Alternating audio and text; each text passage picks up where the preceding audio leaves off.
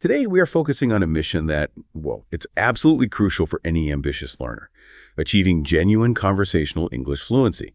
Our deep dive is tailored specifically for you, the learner, focusing on maximizing acquisition through targeted vocabulary and some really proven practice techniques. We're basically dissecting source material that's designed for quick, impactful skill improvement. So think listening, speaking, and rapid vocabulary recall. Think of us as your guides, really. We're extracting the most important linguistic nuggets and showing you exactly how and when to, well, deploy them. We are not just learning definitions here, we're learning native rhythm. Okay, let's unpack this. What's fascinating here is that the source material immediately elevates the goal beyond just, simple memorization. We aren't seeking passive recognition of words. What we're after is synthesis. We need to internalize how native speakers structure and deliver specific phrases, especially when expressing complex personal states like strong preferences, intense dislikes, maybe neutral opinions too, and all within a quick, real-life conversational flow. The structure provided by the sources is, well, it's highly pedagogical. It emphasizes a structured learning methodology based on repetition and interaction, which honestly is the fastest route to fluency. Our focus today will mirror that structure. So we'll break down the essential conversational vocabulary first, and then we'll analyze the precise techniques, repetition, listening, shadowing that turn knowledge into automatic, confident speech. Right. And to truly understand how language works, you have to see it in action, don't you? So the source material kicks off with a classic, really relatable real-life exchange. It's between two people, Tom and Emma, and they're kind of negotiating, deciding which movie to watch tonight. Yeah. This is just the perfect environment for learning opinion vocabulary because it forces them to make choices and, crucially, justify them. Tom starts things off. He suggests an action movie, Skyforce. Sounds exciting, right? And he backed up his suggestion with external evidence, noting confidently that the movie has great reviews. So that immediately sets the stage for a discussion about, media critique and personal opinion. And this is a great early lesson for you, the learner, how to introduce a suggestion and provide immediate justification for it. It's a common pattern. But the conversation, it quickly becomes more complex because Emma's reaction is, well, it's not neutral. Not at all. She immediately signals a very strong dislike, which means she needs powerful, assertive language to shut down that option and redirect the discussion. This teaches us about conversational intensity, doesn't it? Absolutely. That intensity is key. And the flow here is really crucial to analyze because it reflects realistic social dynamics. Tom suggests the action movie. Right. Skyforce. Emma forcefully rejects it too loud, too many explosions, and then Emma pivots to her alternative proposal, a comedy. Specifically, one about a funny cat. In quick conversational English, you often have to reject and offer a solution almost in the same breath. It keeps the momentum going and stops you seeming just, negative. That pivot is where the conversational realism really shines through, I think. Because Tom doesn't just agree instantly to the funny cat comedy. You can feel his hesitation. He responds with that typical, slightly reluctant sound.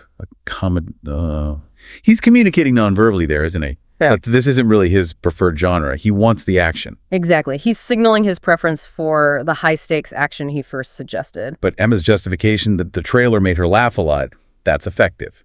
It uses personal experience, which is often harder to argue against than, say, a professional review. Good point. Personal experience carries weight. So Tom eventually yields. He says, "You convinced me," which is a beautiful little piece of negotiated agreement. It shows acceptance, but maybe not enthusiastic acceptance. Definitely not enthusiastic, more like resigned acceptance. And then there's that final critical detail that closes the negotiation. The shared ritual. The snacks. The snacks. Tom doesn't dwell on the movie change. He transitions instantly to the shared enjoyment element by asking about popcorn. Emma confirms. Perfect. This highlights something vital for fluency. Small talk, like asking about snacks, provides conversational closure. It shifts the focus from the conflict, which movie, to the shared activity, enjoying watching it together. These seemingly trivial details, they're the anchors of natural, casual dialogue. That makes sense. So analyzing that small exchange suggestion, intense rejection, alternative, reluctance, convincing, and then the closure with popcorn, that gives us the perfect runway to extract the 5 key vocabulary terms that make this conversation work. Okay, now we get into the intensive practice phase. This is really important. We're going through 5 core words and phrases. For each one, we'll follow that structured practice method. We'll repeat the phrase slowly, several times. We'll spell it out letter by letter, define it clearly, and give you contextual examples. This is the part where you, the learner, should absolutely be speaking along with us. Try it out loud. Let's give you the concept Tom used to validate his movie choice. The word is review. Okay, repeat after me slowly. Review. Good. Again, listen carefully to the stress. It's on the second syllable. Review W. Review. One more time. Review. Now let's spell that out together. Ready? R-E-V-I-E-W. R-E-V-I-E-W. Review. Okay, so what is a review? It's defined as when someone writes or says what they think about the quality of something. Could be a movie, a book, a product, even a restaurant experience, Yeah. It's an evaluation of merit, official, or casual. And here's the most common usage example from our source material. The movie got a good review in the newspaper. Mm-hmm. And what's important here, I think, is the grammatical flexibility. Review is both a noun and a verb. As a noun, like in the example, you can have good reviews or bad reviews. But as a verb, you review a product, or you might review your notes for a test. This versatility makes it such an indispensable word for modern communication, where we're constantly critiquing and assessing media, products, everything. That's true. We see reviews everywhere online now. Exactly. And consider the wider context. Tom was relying on professional or maybe general public consensus. That's why he said Skyforce has great reviews. The source material even humorously expanded on this idea, mentioning personalized critiques like the fictional system Lights, Camera, Purred. This shows you, the learner, that a review isn't just a formal article. It's basically any opinion used to judge quality. When you're discussing media consumption, this is really the cornerstone term. That's a key point. You hear it all the time. If you're talking about a restaurant, you might ask, have you seen the online reviews? Yeah. It applies everywhere, not just movies. Precisely. And notice the verbs we use with it. We often say to get or to have, like the film got a good review or the restaurant has excellent reviews. Knowing these collocations, the words that naturally go together, is just as vital as knowing the definition itself. Right, knowing which words fit. Yeah. Got it. Okay, moving into the realm of intense personal opinion now. We find Emma's immediate and forceful reaction. This phrase, it's one you absolutely must learn for moments when you genuinely despise something. Please repeat slowly, emphasizing that contraction. It's important. I can't stand. Good. Listen to the intensity in that vowel sound. I can't stand. One more time. I can't stand. Let's spell out this powerful phrase together. I-C-A-N apostrophe S-T-A-N-D. I-C-A-N-T S-T-A-N-D. I can't stand. So the definition of I can't stand is, this means you truly intensely dislike something, really dislike it. To the point of aversion or intolerance, it communicates a passionate negative feeling, often coupled with discomfort. The provided general example is useful for just establishing the context. I can't stand loud music. Yeah, that makes sense. You feel it physically sometimes. Exactly. And here is Emma's specific contextual use, linking the phrase directly to her reason. I can't stand them action movies. They're always so loud and have too many explosions. Okay, this is where we need to address the social weight, right? Which is critical for you, the learner. If I say I don't like action movies, it's pretty mild. But when I say I can't stand them, I feel like I'm closing the door entirely. And I probably need a strong reason, like Emma gave. What happens if a learner uses this phrase too often, or maybe in a more formal setting? Is that okay? That's a brilliant question, because using I can't stand carries significant emotional baggage. It's heavy. In a casual setting, say with close friends, it's fine. It can even be expressive. However, in a professional or formal setting, or if you're speaking to someone you don't know well, it can definitely sound aggressive. Or just overly negative. Imagine telling a host at a party, I can't stand your taste in music. It's just too absolute, too confrontational. Yeah, that would be awkward. Very. It's actually much stronger in many ways than saying I hate, which people sometimes use more casually, strangely enough. I can't stand implies an almost physical, emotional reaction, a sense of being genuinely unable to tolerate something. Often things like noise or temperature or high intensity, like in Emma's case. So the advice is, learn to reserve this phrase for when your dislike is truly visceral, truly deeply felt. Okay, good advice. Use with caution. Now, let's swing to the opposite end of the spectrum. If the goal is balance, we need the language for expressing strong positive passion. Here's where it gets really interesting, because this next phrase indicates active involvement. Please repeat slowly and focus on linking the words together naturally. It should flow. I'm really into. Good. Again, feel that upward energy in the phrase. I'm really into. One more time. I'm really into. Let's spell it out. I''M REALLY INTO. I am REALLYINTO. I'm really into. The definition of I'm really into is that you like something a lot. A lot. It signifies a deep, often current, active interest, passion, or hobby. It's not just passive enjoyment. It implies participation or intense observation. The primary example given is I'm really into football. I watch it every weekend. That shows the active part. And note the required preposition here. Into. You're into something. This phrase almost always connects to a noun like football or a gerund that's the ing form of a verb. So you wouldn't say, I'm really into to go running. That sounds wrong. You'd say, I'm really into running, or I'm really into watching football. This grammatical structure is pretty stable, and it's essential for you, the learner, to master it. And the source material highlights the versatility perfectly, doesn't it? You could be really into abstract things like, I'm really into the environment, or concrete activities. I'm really into judo at the moment. Yeah. And of course, there's the emotional declaration, maybe a bit playful. I'm really into you. In our specific context, Tom was really into the actor Jake Bolt, which explains why he was so quick to suggest Skyforce in the first place. Exactly. And let's elaborate maybe just a bit more on that distinction between passive enjoyment and active interest. If you just say, oh, I like music, well, that's pretty passive. Most people do. But if you say, I'm really into music, it implies more. You likely spend time curating playlists, maybe discovering new artists, perhaps even learning an instrument. This phrase tells the listener, hey, this topic is important to me and I dedicate time and energy to it. It instantly builds rapport when you share what you're really into. That makes sense. It signals a deeper level of engagement. Quick question, though. Does the phrase I'm really into generally imply the interest is recent or ongoing? Could I use it to describe a passion I've had for, say, 20 years, or does it sound more current, like at the moment? That's a good nuance to pick up on. It definitely leans towards a current, active engagement. While you can technically use it for a lifelong passion, it's most often used to describe something you are currently dedicating significant energy or focus to. If you wanted to describe a lifelong interest, you might perhaps say something like, I've always loved, or I've been passionate about X for years, but I'm really into signals that immediacy and excitement, which is probably why Tom used it to express his present enthusiasm for the actor Jake Bolt. Got it. More about current enthusiasm. Thanks. All right, now we return to the negative side, but with a crucial difference in tone and intensity. We're stepping down from the strong emotion of I can't stand to the, well, sophisticated diplomacy of a mild negative. This one is very useful. Repeat slowly and pay attention to the careful, almost gentle conversational stress. It's not really my thing. Good. Notice the rhythm. It's softer, maybe even slightly apologetic. It's not really my thing. Let's try that again. It's not really my thing.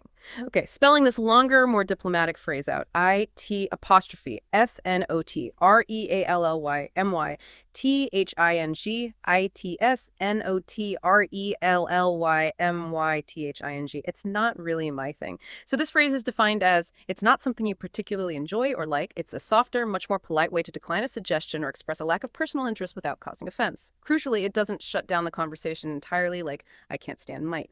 The general example provided is, I sometimes watch sports, but it's not really my thing. See, not aggressive, just not for me. Yeah, I think of this as a kind of social shield. It's very useful. Unlike I can't stand, which focuses on your intense dislike of the thing, it's not really, my thing seems to focus more on your personal preference. It's more about suitability for you, not an attack on the thing itself. Exactly. That's the perfect way to put it. It implies, I recognize the objective value or popularity of this thing, but it just doesn't align with my personal taste. And we see Emma use this phrase perfectly regarding the actor Jake Bolt. She says, I know he's popular, but it's not really my thing. She validates Tom's interest, first acknowledging the actor's popularity, but then politely excuses herself from that particular enjoyment. Very smooth. That distinction is paramount for advanced learners, isn't it? If Emma had just blurted out, I can't stand Jake Bolt, Tom might have felt personally offended, especially since he just said he's really into the actor. Precisely. He might have felt attacked. But by using, it's not really my thing, she preserves their friendship and keeps the conversational mood light and positive. And you might hear a similar phrasing sometimes. It's not my cup of tea. Oh yeah, I've heard that one. They are functionally pretty much identical, but it's not really, my thing is perhaps slightly more common and versatile in modern casual American and British English today. Learning to deploy this phrase correctly at the right moment immediately elevates your conversational maturity. It shows social awareness. Definitely a key phrase for politeness. Okay, our final vocabulary item. This one moves away from generalized feelings like or dislike and lands on a specific, concrete element of a movie genre. Repeat slowly, noting the equal stress on both parts of this compound noun. Car chase. Good. Again, car chase. One last time. Car chase. Let's spell out this compound noun. C-A-R-C-H-A-S-E. C-A-R-C-H-A-S-E. Car chase. So a car chase is defined as a sequence, usually in a film where cars drive at high speed. Typically, they're attempting to catch someone or escape from someone. It's a very common trope in action and thriller movies. The example provided is straightforward. The action movie had an exciting car chase. Mm-hmm. And this is a perfect example of a compound noun, two simple words, car and chase, put together to make one specific concept. In action movies, these specific descriptive nouns are essential for articulating why you might dislike the genre. Emma wasn't just vague when she said she couldn't stand them. She complained that all the fighting and car chases are the same in action movies. She's critiquing the repetitive nature of that specific physical action element, the car chase. Right. So understanding these descriptive nouns allows you, the learner, to move beyond just saying, I don't like action movies. And instead, you can say something more specific like, I find the endless car chases and explosions a bit repetitive. Much more articulate. Precisely. If you're debating a genre, or anything really, you need the vocabulary to dissect it, to talk about the parts. Other common compound nouns you might hear in this movie context could be things like stunt double, or plot twist, or special effects. Living these allows you to discuss the specifics much more effectively, which is definitely a hallmark of confident speaking. Okay, so if we look back quickly at the 5 terms we've covered, review, I can't stand, I'm really into, it's not really my thing, and car chase, they really give us a complete spectrum of conversational tools, ranging from objective critique, review, to intense emotion, I can't stand, I'm really into, and polite refusal, it's not really my thing, plus specific description, car chase. Now, let's see how well they stick in your memory, the learner's memory. Time for a check. Exactly. Now that we've introduced the tools, we have to practice rapid recall. Speed matters in conversation. If we connect this to the bigger picture of fluency, language learning is fundamentally about reducing response latency. That's the delay between hearing something and formulating a spontaneous answer. This section mimics the source's listen and answer practice. It forces you to link the vocabulary back to the discussion context instantly. We'll go through the questions and answers from the source material pretty quickly. We really encourage you, the listener, to pause after each question and try to answer it out loud before you hear us give the correct response. Give it a go. Yeah, definitely try it. This process of trying to answer under a bit of pressure is essential brain training. Get ready to speak. Okay, first question. Did Tom suggest the movie Spider-Man? Yes or no? What did he suggest? And the answer is no. He suggested the new action movie, Skyforce. This checks specific memory recall, not just remembering it was an action movie. Details matter. Good. Next question. Why can Emma stand action movies? Think about that strong phrase. What was her reason? The reason she gave is that they are too loud and have too many explosions. Those specific reasons reinforce why she used the strong phrase, I can't stand. Perfect. Third question. Which actor is Tom really into? This reinforces our strong, positive phrase, I'm really into, and links it to a specific person. Who was it? Tom is really into the actor, Jake Bolt. Jake Bolt it is. Fourth. Is Jake Bolt popular? Did the conversation confirm this? Yes, he is popular. Emma explicitly confirmed his popularity, even while saying his movies weren't her thing. Right. That contextual detail validated Tom's enthusiasm. Okay, fifth. What exact phrase did Emma use to express her disinterest in watching Jake Bolt's movie? Not, I can't stand, but the other one. She used the polite phrasing, it's not really my thing. This tests your understanding of the nuance, the difference between the strong and mild negatives. Excellent. Sixth. What type of movie did Emma suggest as an alternative, and what was the subject? She suggested a comedy, specifically a comedy about a funny cat. That was the conversational pivot point. Spot on. Seventh question. What made Emma laugh a lot? What was the persuasive evidence she offered for her alternative? The trailer. The trailer of the comedy made her laugh a lot. That detail was the catalyst for Tom finally agreeing. Great recall. And finally, the eighth question.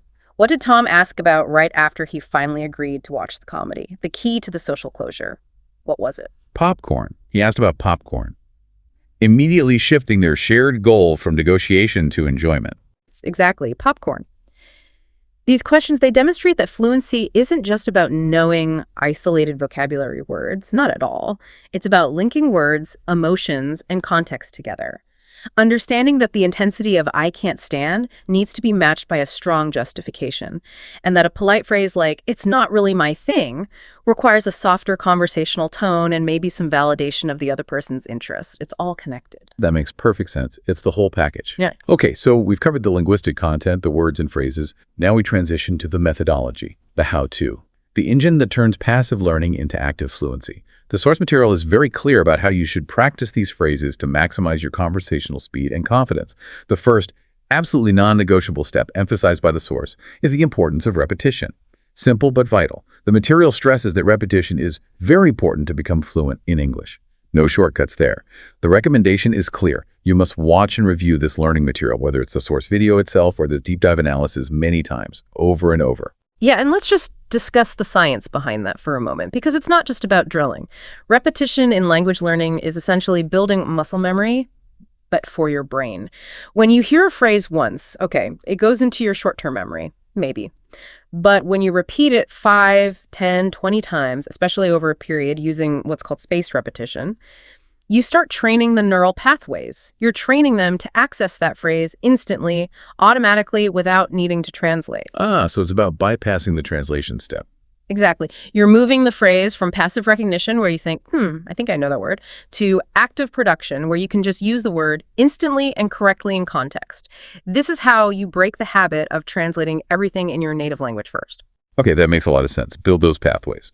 Which leads directly to the next suggested technique from the source. Listen and answer practice. We just did a version of this. The value here is that interactive practice that specifically targets response latency, that delay we talked about. You're encouraged, as we said, to try answering questions out loud before hearing the correct answer. Put yourself on the spot a little. And this is a highly effective way to simulate real conversational pressure, but in a safe space. When you're forced to retrieve Jake Bolt, or it's not really my thing, quickly, under that slight time pressure, you are training your brain to prioritize speed over absolute perfection. Because the moment you start thinking, okay, wait, what is the word for car chase in English? That's the moment fluency stalls in a real conversation. Yeah, you lose the flow. You lose the flow completely. By practicing listen and answer, you systematically lower that latency, you boost your speaking confidence, and you start to eliminate the need for internal translation. You learn to connect the concept directly to the English phrase. Concept English, not concept native language English. Right. Cut out the middleman. Okay, and finally, the third technique. This one is about polishing your delivery. The key to sounding truly natural, it's shadowing practice. Let's define this again clearly. Shadowing means reading lines out loud immediately after the speakers, trying to mimic their exact tone, rhythm, and intonation. Like an echo. Exactly like an echo. The goal of shadowing is very specific and actually quite subtle. You're concentrating on the rhythm and intonation of English expressions and sentences. The music of the language almost. It's not just about saying the correct words in the right order. It's about matching the melody, the ups and downs, the stresses. The melody is everything, honestly. English is what we call a stress-timed language. That means certain syllables and certain words and sentences are stressed more heavily than others. And this stress actually changes meaning or emphasis. For example, when Emma said, I can't stand them, the stress on stand and that slightly higher pitch and stress on can't signals her intensity. If you just said the words flatly, I can't stand them, the emotional impact is completely lost. The listener doesn't feel her strong dislike. Okay. So shadowing trains you to hear and reproduce those nuances. Precisely. Shadowing forces you to actively practice 3 key elements that are often invisible, or at least hard to notice for learners. Pitch, how high or low your voice goes. Stress, which words or syllables you emphasize, like the word really in, I'm really into. And linking, how native speakers naturally connect words together. So I am becomes I'm really into, sounds like one smooth, fluid phrase, not 4 separate words. Right, the way words flow together. Exactly. Yeah. By mimicking the source speakers directly, you sharpen your pronunciation, yes, but critically, you also ensure your intended emotion, whether it's strong dislike with I can't stand or polite refusal with it's not really my thing, is clearly and accurately conveyed through your voice. So these 3 practices together, repetition for memory, listen and answer for speed, and shadowing for natural delivery, they really form the pedagogical foundation for building robust, confident fluency. That's a great summary of the how. Repetition, listen, answer, shadowing. So what does this all mean? Let's wrap up. We've gone pretty deep into what seemed like a simple conversation, haven't we? And we've extracted 5 incredibly useful context-driven conversational terms and phrases. Review, I can't stand, I'm really into, it's not really my thing, and car chase. We've seen how these tools are deployed within the natural arc of a negotiation in this case, a movie preference debate. I think the ultimate takeaway from this deep dive is that fluency is active. It's really active. It is not built on passively reading definitions in a book. It's built on repeated, interactive, and contextual practice. using the language. If you commit to the source's recommendation to practice these exercises, especially the shadowing and listen and answer techniques daily, even for short bursts, you will see a tangible increase in your speaking confidence and speed. It works. Absolutely. And perhaps the most important insight we gain from breaking down these specific phrases today is that understanding nuance is just as vital, maybe even more vital, than just knowing the basic vocabulary definitions. The difference between choosing to use the aggressive "I can't stand" versus the diplomatic "it's not really my thing," well, that difference can define your social success in an English-speaking environment. The language choice you make actively controls the situation, not just conveys information about the subject matter. Language controls the situation. Yep. I like that. So, here is a final provocative thought for you, the listener, to carry forward and maybe experiment with. Next time you are listening to any English dialogue, doesn't matter what it is, could be a clip from a film you like, a friend's casual story, even just a weather report on the news. Don't just listen for what is being said, the content. Try to listen actively for how opinions and feelings are expressed. Ask yourself, are they using strong, direct language or softer, more polite phrasing? Are they stressing certain words, verbs, adjectives to show importance, or maybe speaking quickly to show enthusiasm? That level of analytical listening, where you're focusing on the rhythm, the intonation, and the social implications of the word choices, that ultimately is the engine for achieving true, authentic, native-sounding fluency. It's about hearing the music, not just the words.